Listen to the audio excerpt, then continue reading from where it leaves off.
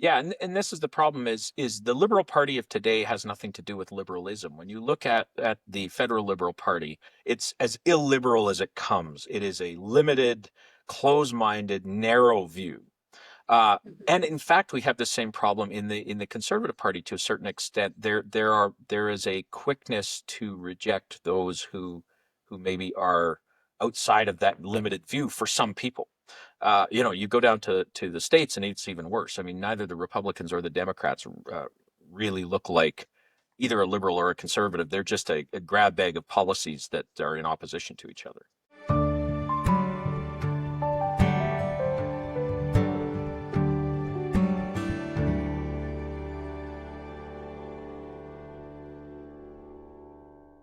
Welcome, everyone, to another episode of Dialogue Over Division. And with me today, I have Dr. Matthew Rowley. And I'm really excited to have this conversation to get some more foundation into this political discussion that we're having.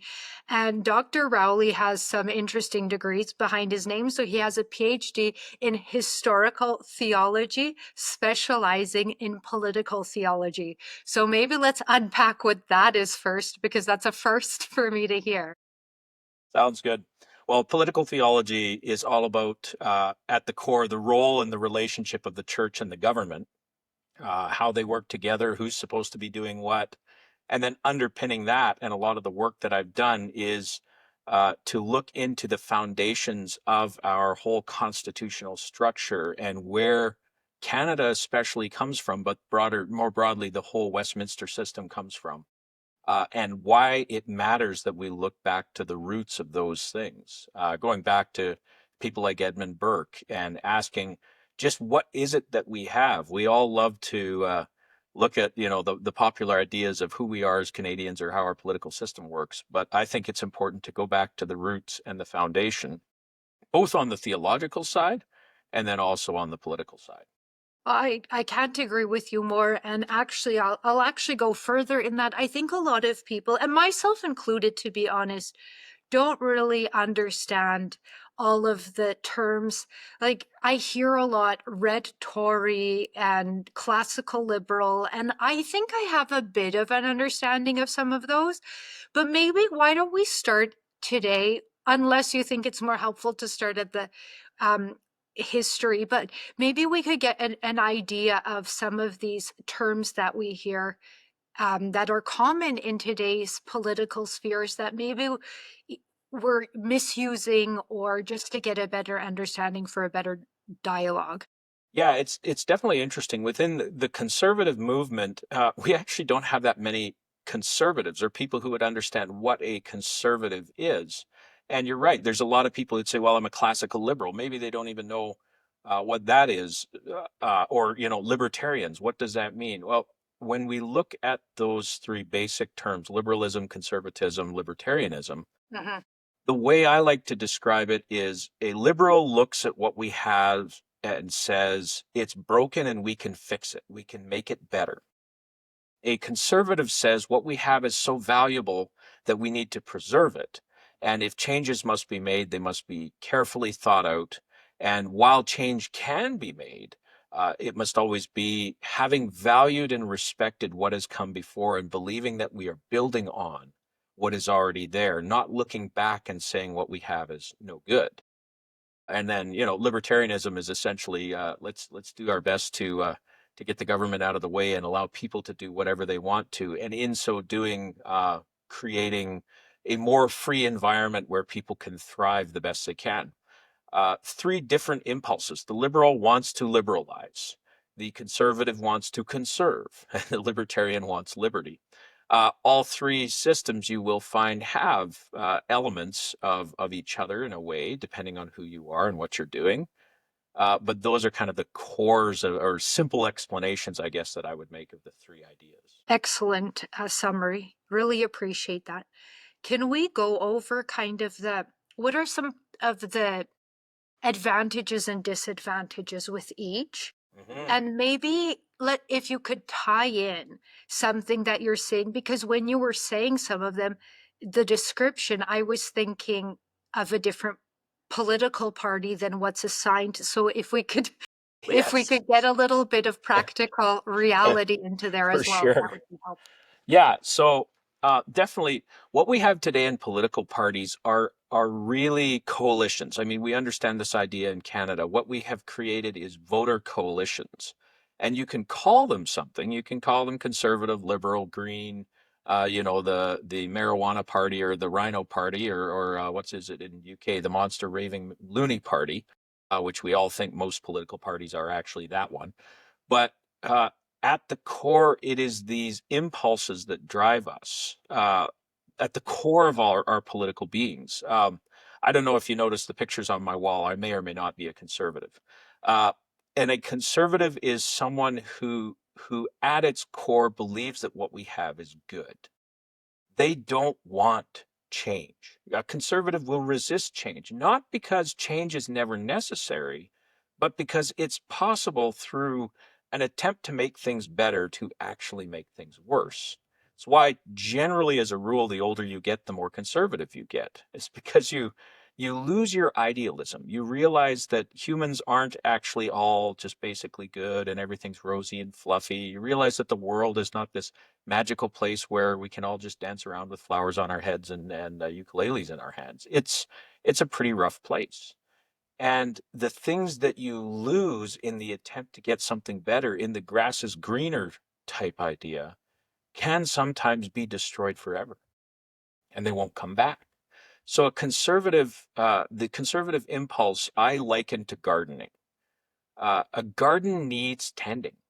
It needs to be cleaned up. The weeds need to be pulled. There is work that does need to be done.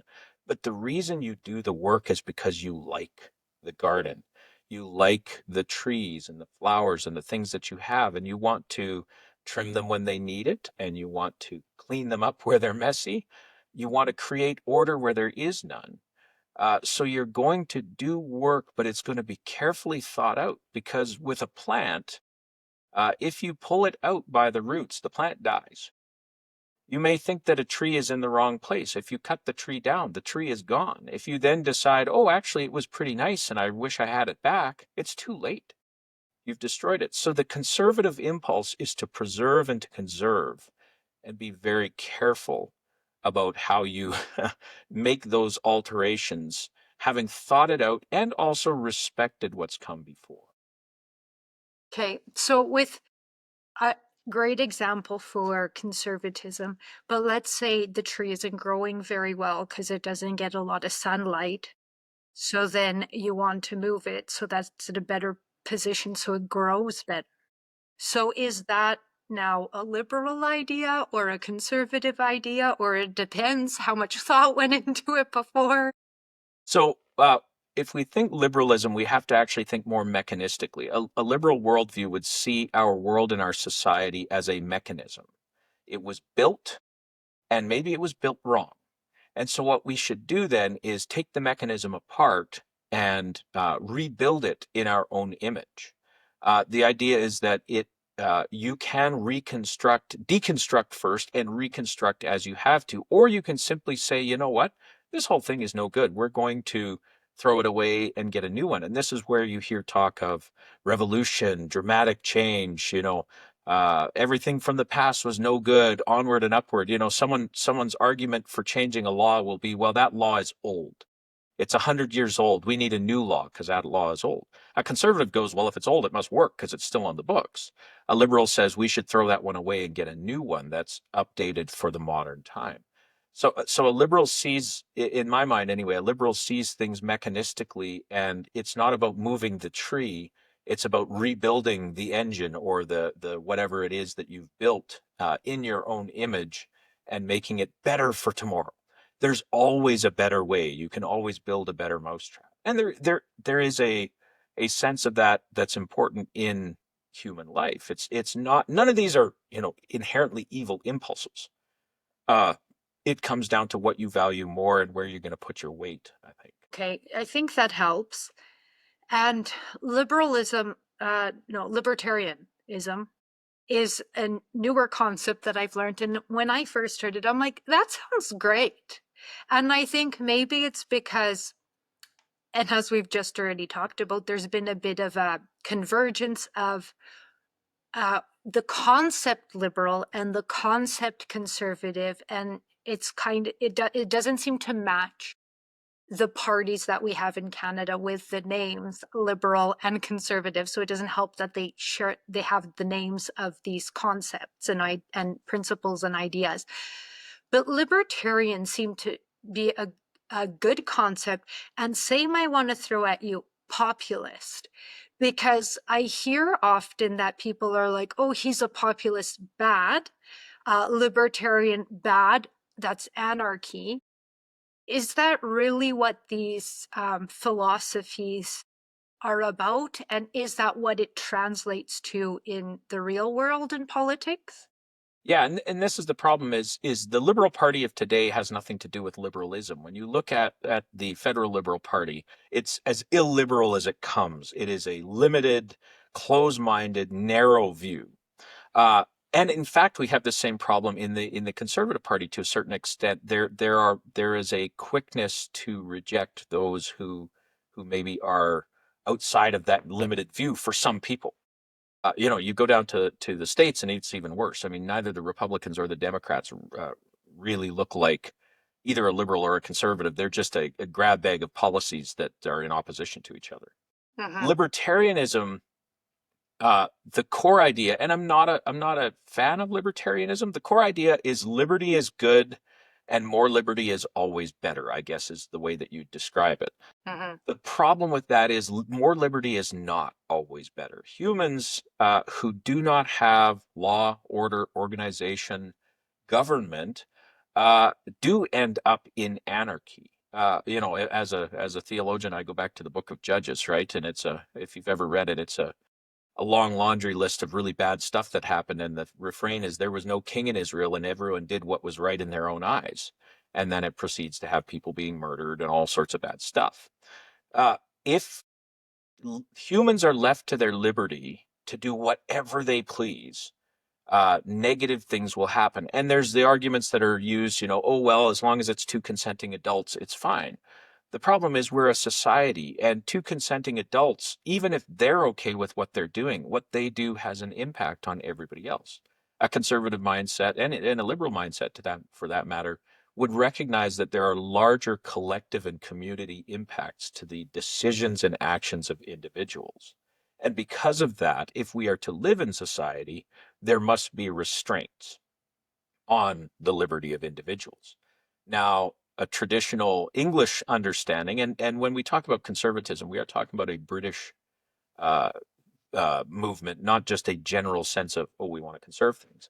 The English sense of the liberties of the free man was a very important concept. One of the things that was conserved in conservatism was the sense that a free British person has the rights uh, to be free in certain areas, but they also had the responsibilities. And again, this is something that seems to be lacking in libertarianism, is a sense that with freedom comes responsibility. To quote that great political theorist, Spider-Man's uncle, with with great ability. How does it I go? knew I heard that one. Yeah, with great power comes great Yes. responsibility. There we are.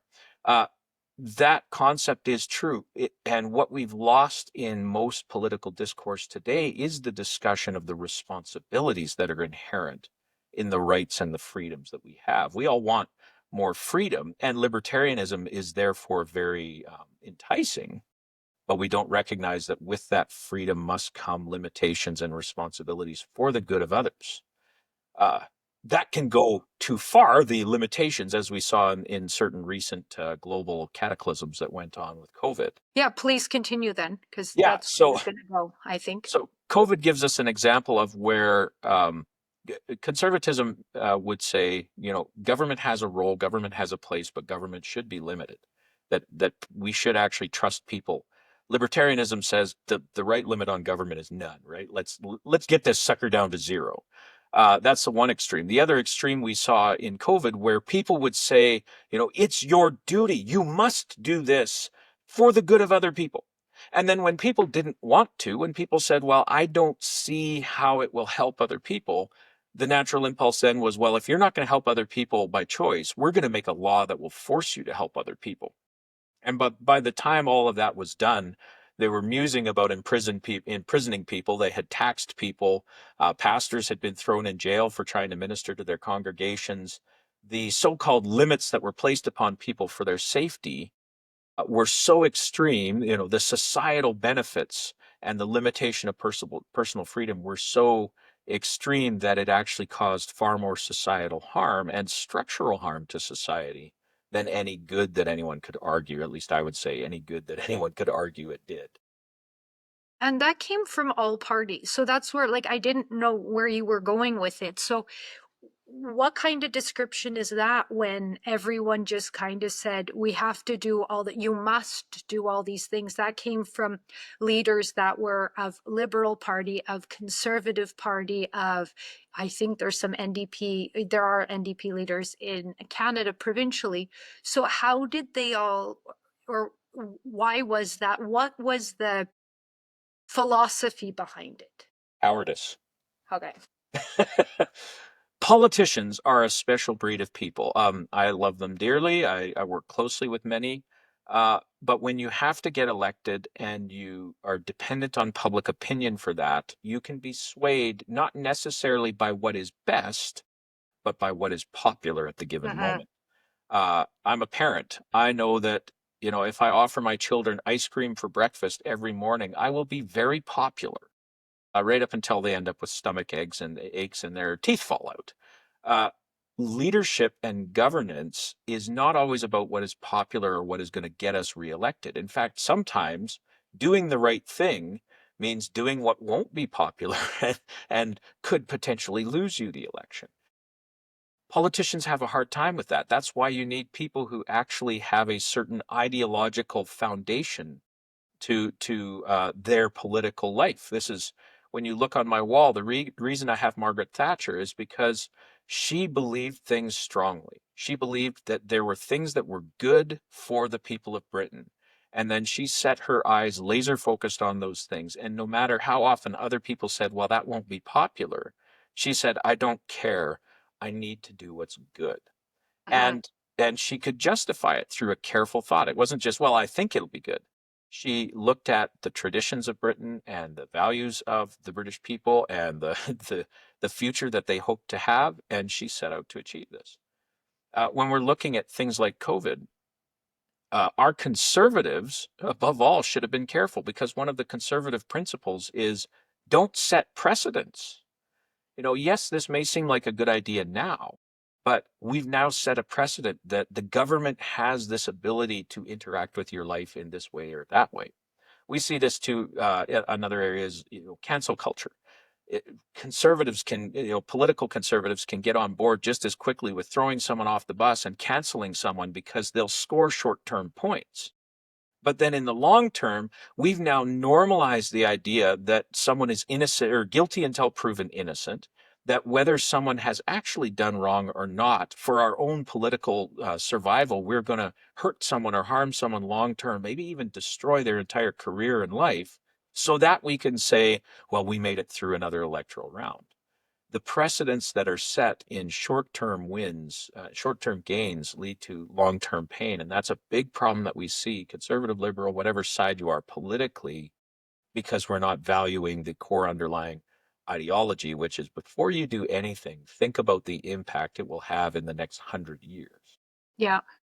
Well, and maybe that's what drew me to libertarianism, is because being a lawyer to the rule of law, I have witnessed being thrown out the window by our governments and by policing agencies across Canada. And you're talking about anarchy with liberalism, libertarianism, and I'm like, it's kind of anarchy now in terms of, no, people aren't out on the, well, there are people violent on the streets, you know, in quite that kind of manner. But the way people are being, as you mentioned, shamed and canceled, it has the same effect. And the actions aren't following up with consequences. And then some people are getting lighter sentences for very bad crimes. So maybe that's the draw for me. So I do understand why it doesn't make sense to take it all the way that you need rules and laws and structure. But when those structures are failing the people, we need to rethink about these Yeah. structures. And this is, I think lots of people are going through this right now, because I think one of the comments I hear from lots of Canadians is they feel politically homeless. Hmm. Yeah, and one of the fascinating things about when you're talking about the rule of law, Oliver O'Donovan is a great political theologian, and his comment is there should be greater amounts of judgment and fewer laws. So few good and effective laws. The old Code of Hammurabi could be written on one stone. The Ten Commandments, there's 10 of them. The traditional legal codes were actually fairly simple. And it was up to the judge then to judge rightly how that would impact the people, how they would employ the law to help people, right? Don't steal, don't covet, don't kill. Those are fairly simple rules. Now the judge then has to come in and say, "Oh, you killed. Well, what was the situation?" And judge rightly as to whether this law is applied correctly or not. That actually creates health. One of the signs of a dying society, according to some, is the proliferation of laws, because we start creating a plethora of laws that then leave loopholes. And Mhm. everything is about you'll deal with this as a lawyer. Everything is about the precise, careful interpretation of the law. Oh, no, you're one word off, therefore you're acquitted. Rather than, hey, did you do the thing? Yeah, you did the thing. Okay, well, it says you shouldn't do the thing. You're done. The rule of law is broken down in this country, not really because of conservatives or liberals, but because of progressivism, this drive to reject everything of the past and say it was all evil and bad. Our entire Western society is built on, all the isms and the ists and all the other things that they do. And we should reject it and burn it down and create something new. This is not a new impulse. If you've read Gulliver's Travels, I don't know if you've had the opportunity to read that wonderful book. I have a while ago, but yeah. So in one of the places that he goes to is this floating island where intellectuals fly above a desolate and destroyed land, thinking great thoughts about how they're going to build utopia. But what they'd done to their land was they completely leveled it and destroyed it so that they could start building the new utopia. Well, now it was leveled and destroyed. And this is the problem with progressivism. In the pursuit of some sort of higher mythical ideal, they've taken all that we have in Western civilization, the rule of law, uh, a law code that any person can understand, and they've torched it and replaced it with a series of taboos and you can't say this, you can't say this, you can't do this, while also then, cuddling up to people who break the law, who harm other people, and they've created such a mess that the society is actually cracking at the seams. And yeah, we then turn to things like, well, libertarianism. You know what? Forget having anybody tell other people what to do. You do you, I do me. That sounds great until you do you is, applied to Adolf Hitler. And then you do you starts having problems. The libertarian impulse, in a way, is a healthy corrective at certain times. We need to lighten up on the level of government interference and involvement in the society.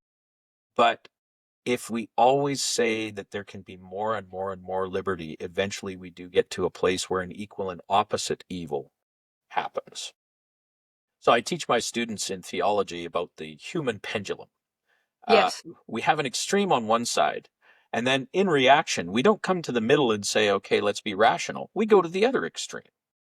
And what we have to do is say, okay, what is that good middle in between these two extremes? And then let's walk along that. And rather than saying everything is broken, if something's gone wrong, let's fix it. It's actually very interesting. Some have accused Pierre Poilievre of saying, oh, Canada's broken and oh, he's awful. How can you do that? But you listen to what he's saying and he's making a good point. It's broken, but the answer isn't to burn it down and start again. It's to fix it. And that's that impulse that really is a very conservative impulse. What we have may be broken right now because somebody took the car and drove it into a tree. But let's get it off the tree. Let's fix up the engine. Let's clean up the body panels and let's get that sucker back on the road. And I'm with you. And I think lots of people want to feel that, but I think maybe they don't know how we're going to fix the car. And get the tree to regrow. So I am with you on the pendulum, and I feel it swings back and forth and it's going to come back. But in order to get it to stop going from one extreme to the other, my suggestion to the world in Canada is to get educated about the history and the legal process and the legal systems that govern us, so then we could be more involved. I think the more we know, the more we could get involved and affect the change that we're looking for. Some might call me naive. I think it's kind of the only way forward. But can we go back a little bit in time? And like you said, you like your PhD is with church and government. So maybe let's even just start from there, because, you know, I think most people are hesitant to talk about religion and church now, and morality and those kind of principles. So what does that benefit? Why did that start this whole thing? And Mhm. let's start from the beginning. Yeah, and it's funny, if we go back to the very beginning, Europe was not always Western society. What happened first was this thing called Christendom.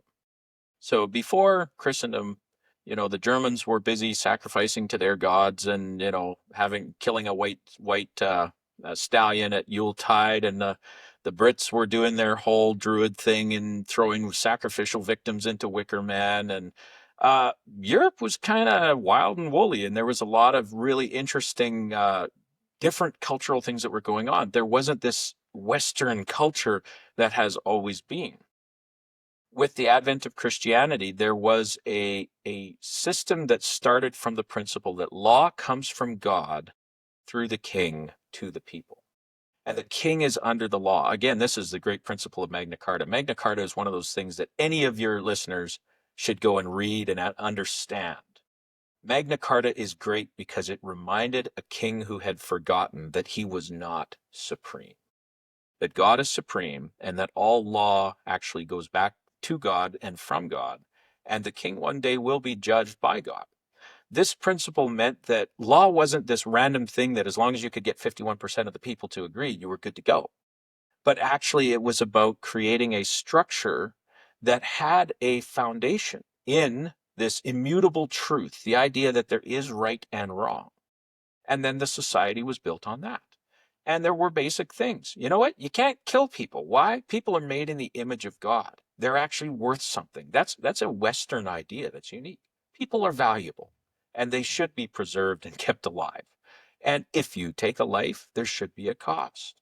You know, uh, things are valuable, that people have the right to own their stuff. And whether you're the king or a lord or someone else, you do not have the right to willy-nilly take whatever you want from other people. The base ideas of society. It's good to have a structure of society where people are cared for. Maybe people don't know, but the church was actually the social care engine of the nation well into the Enlightenment period in the 19th century. And that was actually a healthier way to do it, where you had people whose idea was to care for the souls and the physical needs of people in charge rather than bureaucrats. If there's one thing about bureaucrats, I always liken them to that kid in school who, when everyone else was ducking their heads and waiting to see, they would put up their hand and say, "Teacher, teacher, you forgot the test." They grow up to I be was a going to say, bureaucrat. you mean they're soulless? Just kidding. I mean, Just kidding. there are good bureaucrats, and I love them to death, the I ones that are good. But there is this impulse in the bureaucratic ideal that doesn't actually work with care, with social care. And when a bean counter is in charge of caring, it's a little bit like putting me in charge of giving the hugs and caring for my kids. It's a good thing my wife does, because I'm just a little less soft and cuddly when it comes down to it. This was the role of the church, the complete care of the souls and the physical needs of the people. And then the government was there to preserve and to protect externally and internally, to defend and to provide the king's justice. People look at a guy like King Richard, who hardly was even in the country of England during most of his reign. And yet he was good King Richard. Why? Because when he was king, the country was defended and the king's justice ran. And you could trust the law, and that if you had a grievance, you could go to the king's justice and get a just ruling. That Mhm. was the basic thing to make a good king. They didn't have to be popular. They didn't have to be good looking. They didn't have to go on reality TV shows and hang out with all the plebs. They just had to provide safety for people to survive. And Yeah, and I think just want to touch on it sounds like and they provided the order that people knew would come in return. So it wasn't you might be charged, you might not. This law might apply to you, it might not. And I think that's where things really break yes, down. yeah, and that's where King John, who followed Richard, right? He was capricious. He would use bills of attainder to rob nobles of their land. He would look at something nice that he wanted and say, I think that's mine now. He did not follow the law. He thought that he could make his own law or be above the law, and it was why Runnymede happened. And we have this wonderful tradition in the whole of English history where at different times the king has gotten too big for his britches. And the lesser magistrates have uh, gently or less gently reminded them that they are not above the law. And it's one of the great things of our tradition that I believe does need to be preserved. Government is not eternal. The state is not this pre existent and ever existent being. Government lives and dies with the king. And every time the king dissolves the government, as has happened for the election, despite what certain people might think, the government ceases to exist. It is not some eternal thing that can carry on. And that's a new idea that we've brought in. But the older idea recognizes that the society, the people of the nation exist. The government is there to administer and to help. But we do not exist to serve the government or the state. The government exists to serve us. It's that old idea of public service. And we've lost that. Now the government is this power, this nebulous eternal thing that human beings are slotted into and pulled out of as they are of lesser or greater usefulness to the government. And it's created this mindless machine that is actually harmful to people, because if you get in the way of that machine, you're crushed. It's not about what's good for the people. You think in the legal terms with criminal law. Who cares what's actually good for the greater society, so long as some lawyer got up there and made a good argument as to why this case should be dismissed because the RCMP officer rubbed his nose at the wrong time during the investigation. These type of Good things aren't point. about justice, Yeah. and it creates a distrust. I mean, we have all-time record distrust for our institutions because people look at them and they can see that justice is not being done. They can see that those they're supposed to respect are not indeed respectable. Back in the day, I love watching old videos of, Diefenbaker and people like this. They might have hated each other's guts, but they still said the right honorable member and were respectful to each other because there was a certain recognition that, you know what, we may disagree politically, but we're all pulling the same direction. We want what's truly best.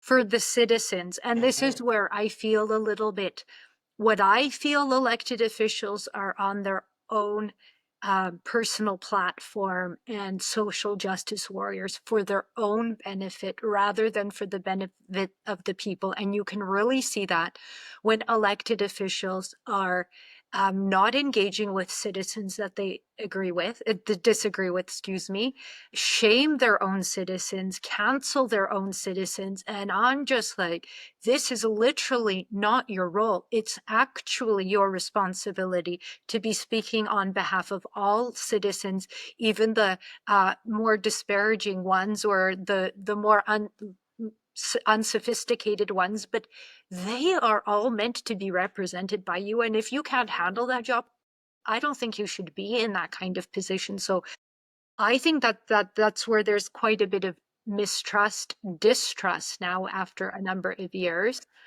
Um, and we, what do you think we can do to help build back that trust? Like, what is it you would see? And maybe before you answer that one, let's go back still because that I found that really interesting, the history. Because I hear a lot of people when they say they mistrust, they distrust, it's like, well, the king, it's the king's fault, he's in charge. Or, especially with this election and dissolving the government, who really was doing that? I think it's the queen in the middle between Thatcher and Mhm. Churchill, right? Yeah, yeah, And so clearly, I think that you're a supporter of the monarchy. So very much so. then let's hear why, because I people seem to have a challenge with that. And I, to be perfectly honest, I'm happy to hear argument and positions for all sides. Hmm. I just want to understand it a bit more, what the benefit is, what the disadvantage is, Yeah. because I think that helps inform people and builds back trust that we've Yeah, lost. exactly. And you'll notice I have yet to get His Majesty up there. Or I made my wonderful oath to Her Majesty the Queen many years ago to be faithful and true to her and her heirs and successors. I keep it for her sake. The crown and the system that we have in Westminster means that we have a head of state, the monarch, who is the embodiment of the nation, who is the physical representation of the people. You can go and you can talk to His Majesty the King, and he is above politics, supposed to be. He is supposed to be the one that truly does represent all of us. He's not elected. He happened to be born into the right family, and therefore he is the king. It was left up to God in that sense, right? Whoever was born in the line of succession, he is the king. So this person didn't have to get elected, doesn't have to glad hand anybody. He didn't have to pay anyone off. There was no jiggery pokery necessary to achieve his position. He was born into it. He now has a responsibility. Her Majesty the Queen was an excellent example of this. She lived her life as carrying out the responsibility of the monarch. She did not see it as, an opportunity to be a rich billionaire and go jet setting around. She worked into her 90s harder than any of us work in our 30s because with her great privilege of being the monarch came a responsibility to every person in the nation. One of the things I love, just a little side, wherever she went, you would find that she would slip out and go to the grocery store and look and see how much it costs for a loaf of bread or other things. She didn't make a big deal about it, but they'd catch her on camera sometimes in the grocery store. Why? She has people who buy her bread. But she wanted to know, what is it like for my people to live? How are they encountering life? She got out of her own bubble and tried to understand how her people live because her whole mission was to care for them, not to get reelected, not to have any of that. So we have that head of state Mhm. who is above all of the political fray. We then have a head of government, the prime minister, whose task is to govern in the name of the king or the queen. And they are the ones that are political. They are the ones that have what we might say, meaner motives in different things. And that separation is good. We can always be loyal to the crown. The opposition is His Majesty's loyal opposition, because while they may oppose the government, they do not oppose the crown. They do not oppose the country. They're not against anyone. They're just trying to do the best job of presenting the opposite side. It's why our system must have opposition. Anytime someone says we need unity, we need to be all on the same side, I say that's crazy. The Yeah, as long opposition, as you listen to all the people and not shame and disparage them. Yeah, I'm with you. yeah, opposition makes us stronger. Yeah. When I was doing my PhD, the worst thing in the world would have been to have people all the way along agree with me and say, "Oh wow, you're just brilliant. Every word that comes from your mouth is from the hand of God." That would have been awful, because it was the sharpening, it was the pushback that actually made me what I am. In the same way, when you're looking at political discourse and debate, if you don't have someone who at every turn says, "No, you're wrong," then you may not make the best decision, because you don't have people who are watching to see if your decision was right. You don't have that voice in the back of your head that says you better be careful because someone's going to find fault if there is fault to find. And again, what's missing in our discourse today, even more than just the nastiness, there's always been nastiness. Canadian politics is full of that. But you go back and there is no responsibility anymore. Trudeau could stand up and say, "Well, I think we've all learned a valuable lesson," and then carry on without being responsible for anything that he's done. And we've actually created a myth of responsibility by saying, "Well, you can always vote him out every 4 years." That's not responsibility. I can burn down the economy of the country. I can take payoffs from whoever and do all these other things. And then after 4 years of doing massive damage, putting people's lives totally at risk, destroying their hope and their future, I then say, okay, vote me out, and now I'm going to take my pension and I'm going to go off and get a job on some, board of some bank and make millions of dollars. That's not responsibility. That's not accountability. With the old understanding, it is you are responsible for the decisions you make, and it will make or break your whole reputation. And then that case is a little bit more difficult. First, he wasn't even voted out. He just stepped down, and Yeah. he didn't, we, like Canadians, didn't even have that opportunity to unelect him. But then when he's doing things that most Canadians, or if you're in a business, would do, you would be fired, you would be charged criminally in some cases, possibly. But here, so this is where the mistrust comes from. And in order to rectify that, is the only answer to put in laws that are check and balance? Or isn't that the point of Governor General or the Senate? Yeah. So, and what are your thoughts there? Because I honestly appreciate how you frame the monarchy being above, politics and not having to pay favors. Because can you make the same argument for the Governor General and the Senate, who, at least the Senate, is supposed to be that check and balance, not And so this much was the the way the Senate? system was designed. One of the things that we've done is we've made this argument that the only legitimacy is elected legitimacy. That is utterly foreign to the Westminster system of government. All legitimacy flows from the crown. Go into the House of Commons, and the mace is sitting there to represent royal authority. The only legitimacy they have comes from the crown saying you guys are actually a lawful assembly.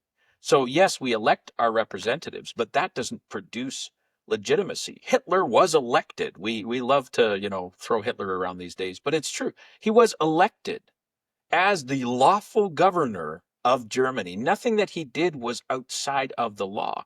That doesn't mean that what he did was legitimate, because just because you can get 51% of people to agree with you doesn't mean it's a good idea. The Senate was designed to be that chamber of sober second thought, as we often call it.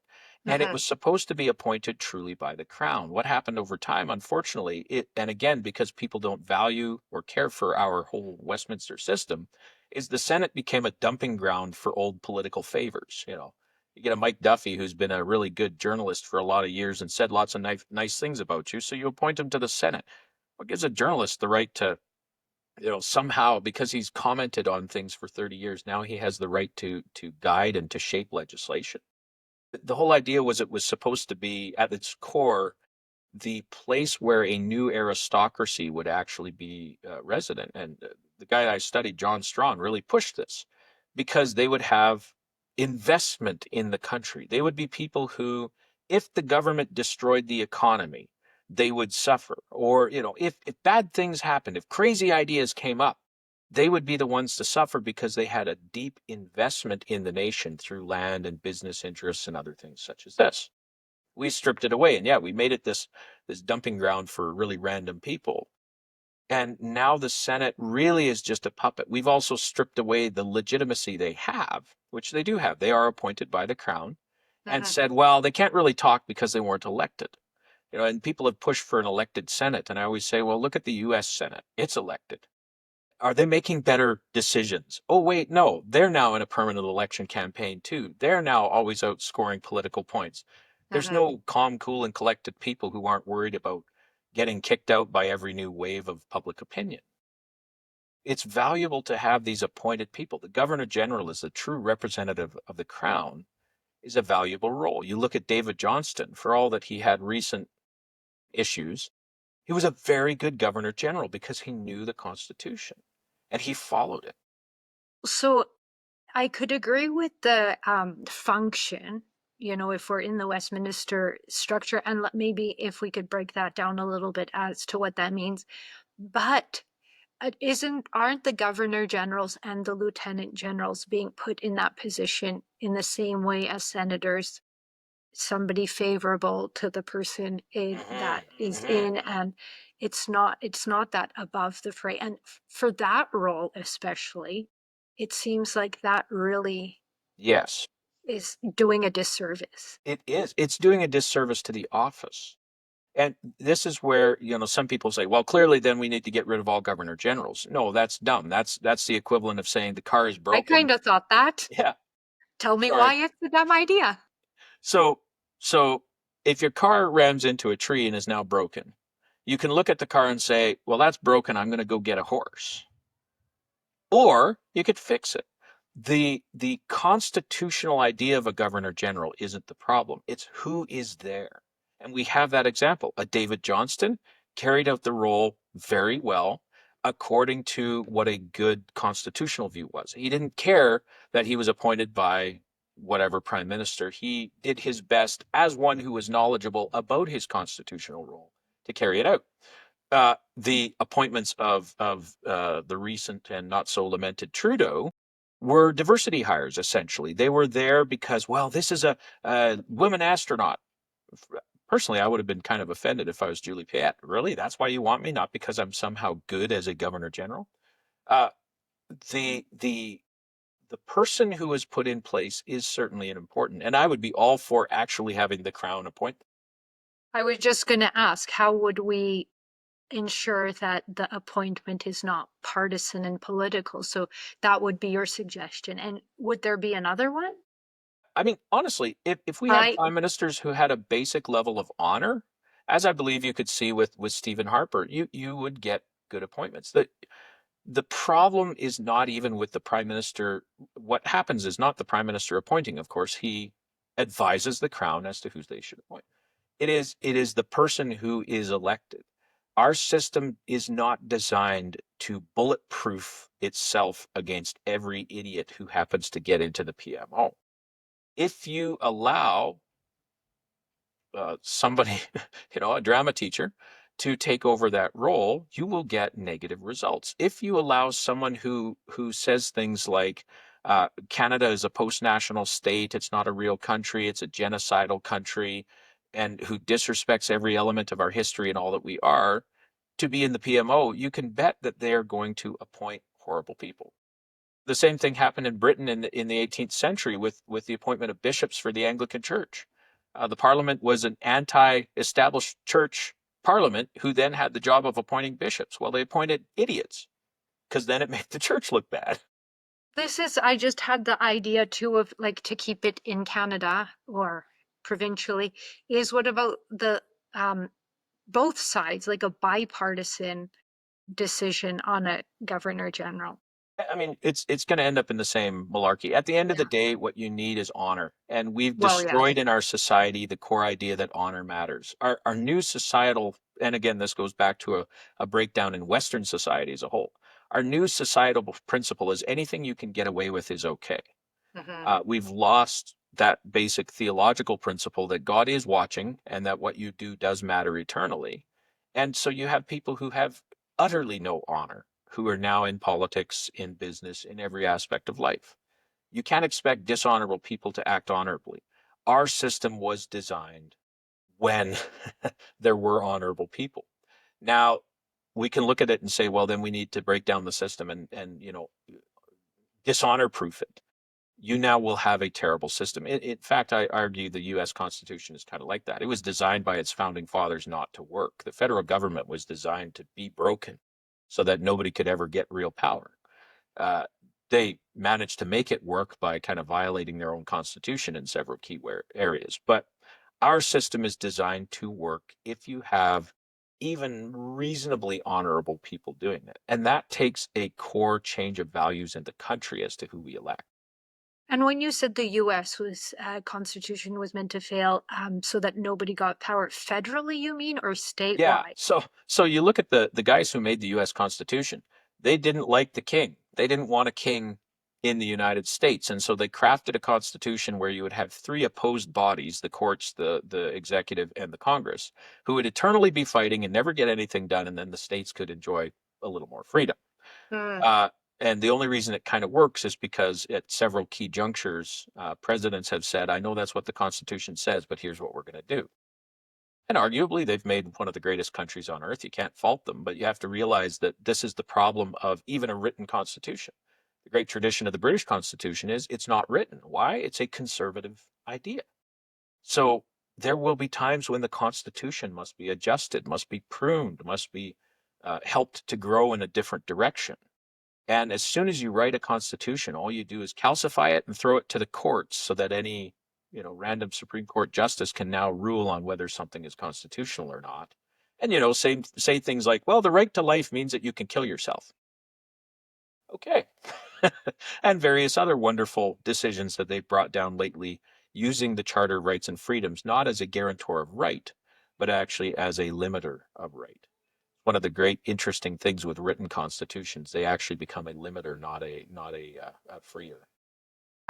We have been seeing that. So we have a constitution in Canada. So how do how do you see that? And maybe even before, can you just explain the Westminster structure a little bit more, and Yes. then why that we have a constitution in Canada? Yeah, so the Westminster structure that we inherited is one of three parts, or four, I would argue, going off of Burke. There's a theological foundation of the church. Great, God provides law, and built upon that are three key pillars: the Commons, the Lords, and the Crown. And the Crown has that God-given leadership and right. They are the monarch, that all authority flows from them. The Lords are, in a way, an oppositional force to the monarch. They're the people who are significant leaders, landowners, the wealthy, the powerful, and the privileged, who have vested interests in the nation.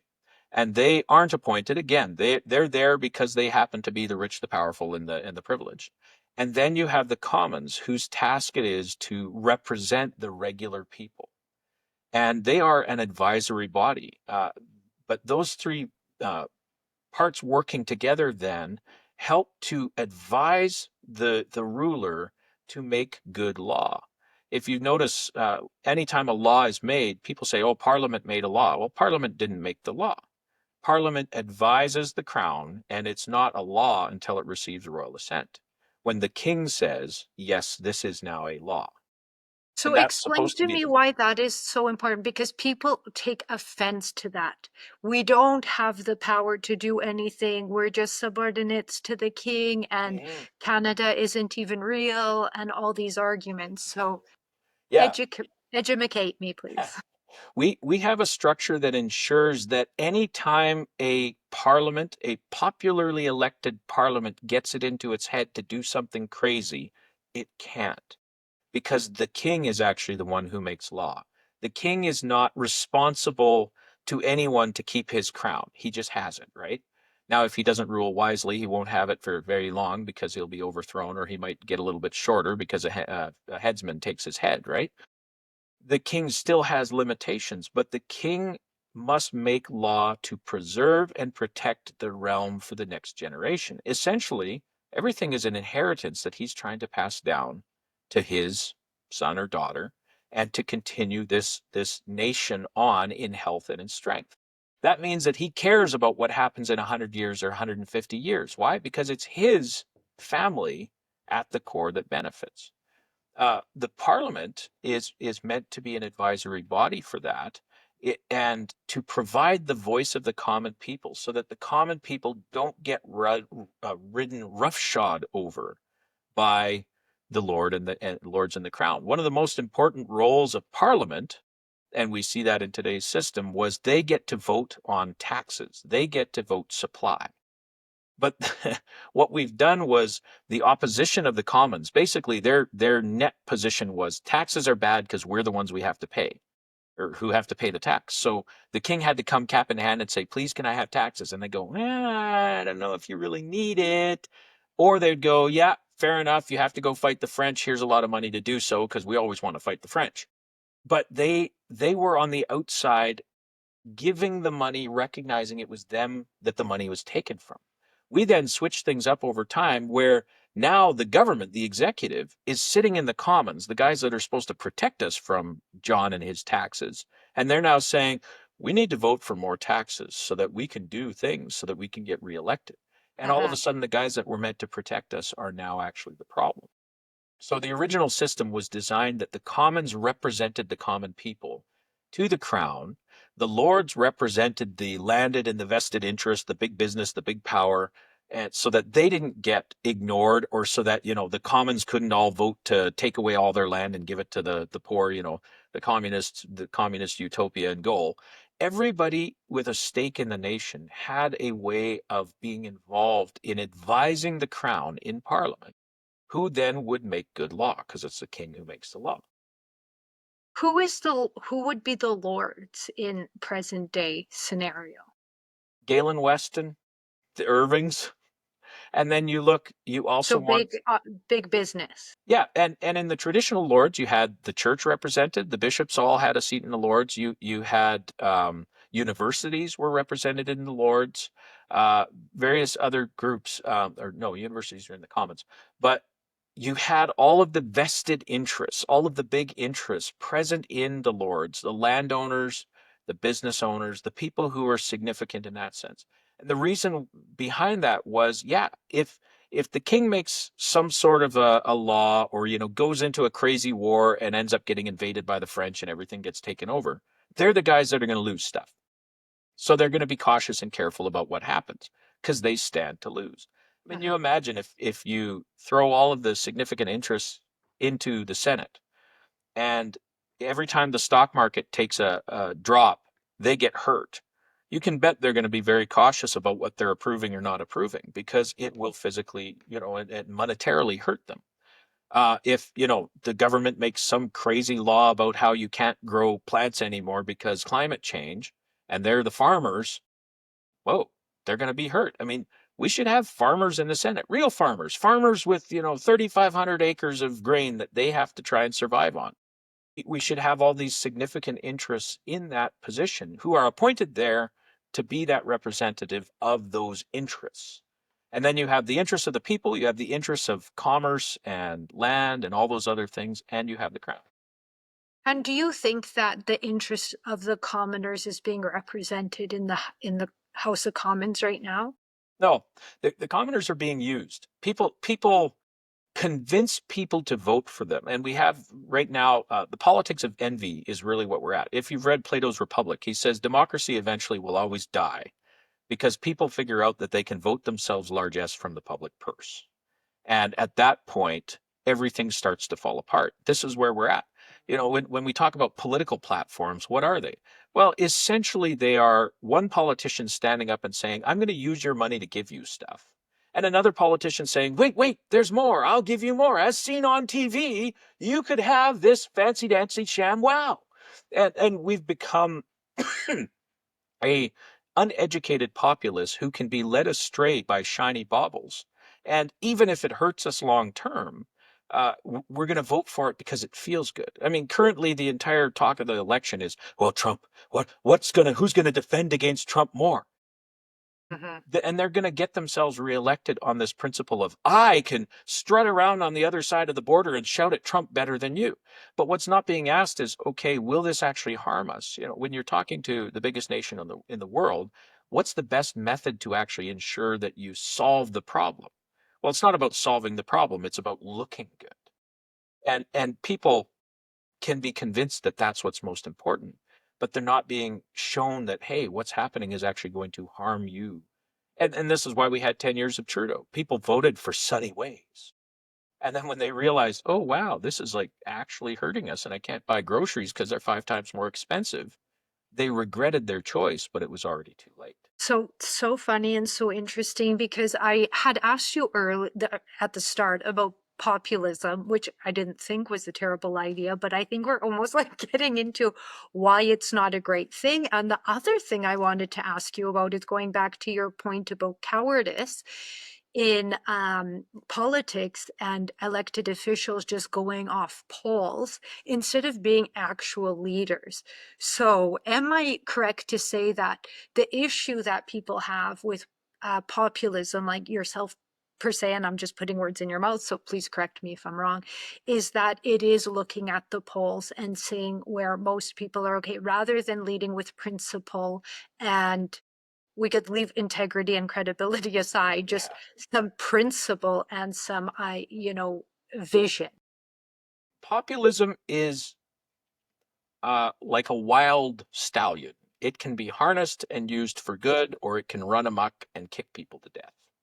Uh, any movement, any leader does have to stand up and help people to see the vision of the future.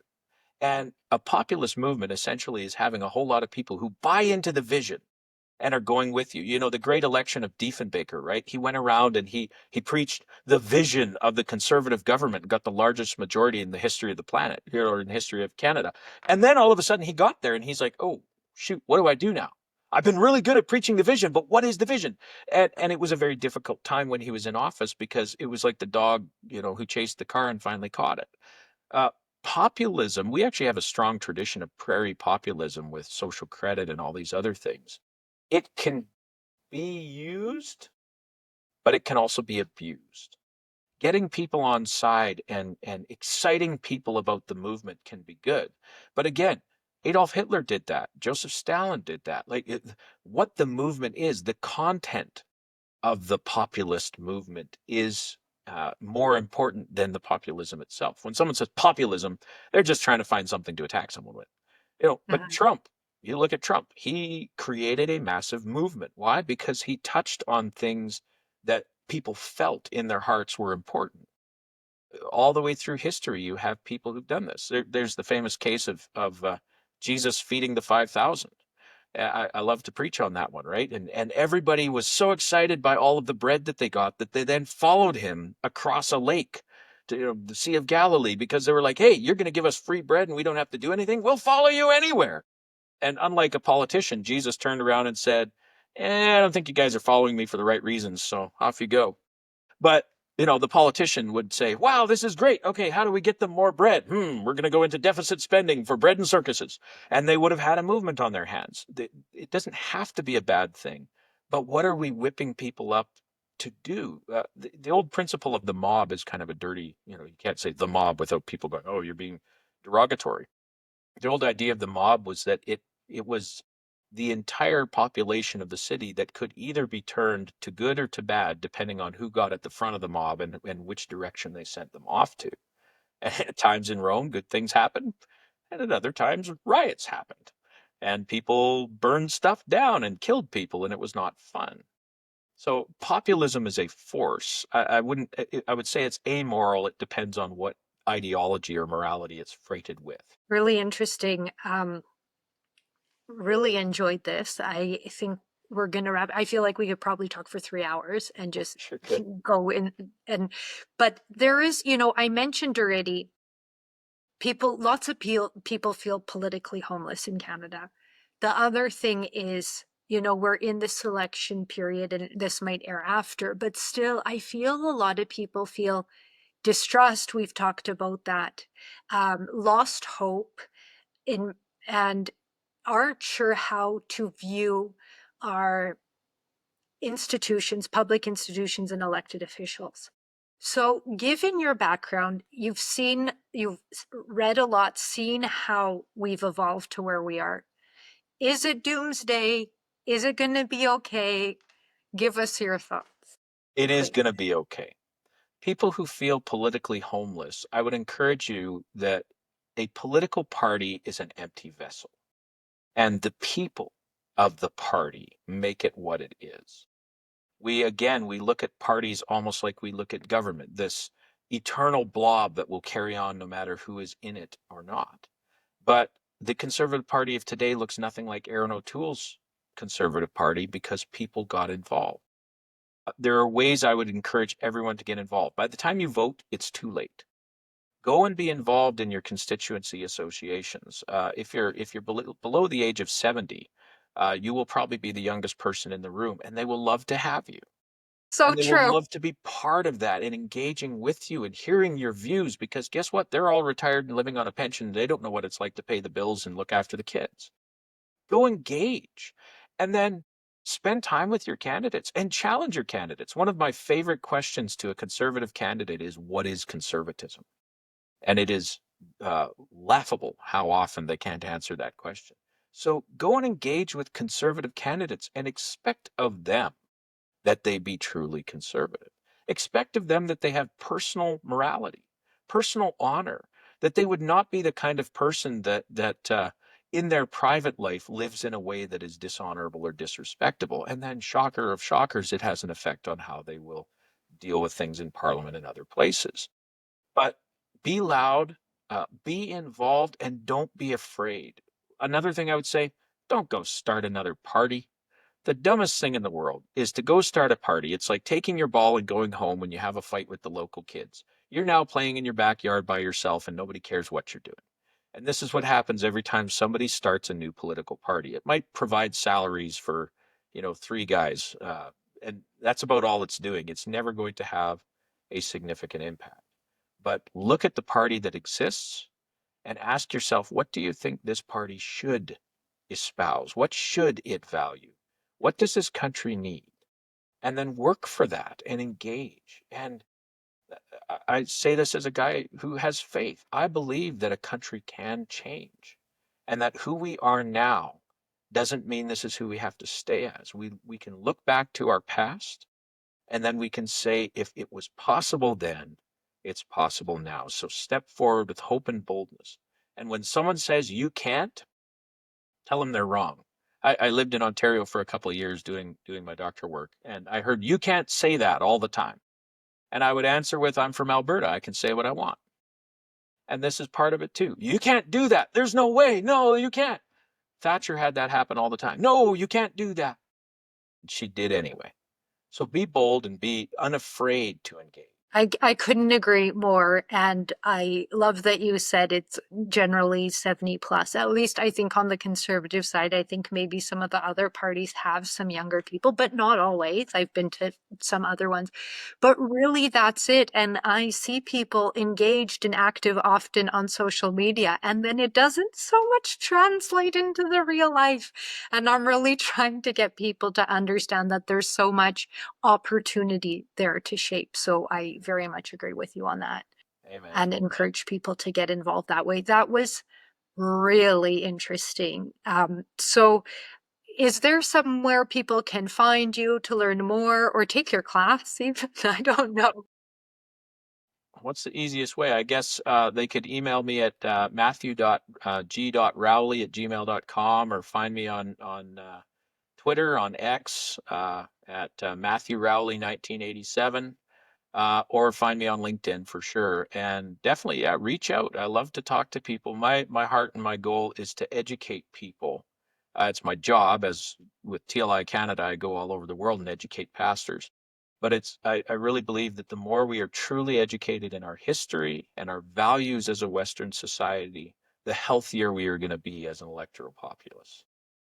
Couldn't agree more again. So thank you. That was wonderful. A good intro. And then maybe we could delve deeper another time. So thank you again for that. That Sounds was good. great. Thanks, Eva. Bless you.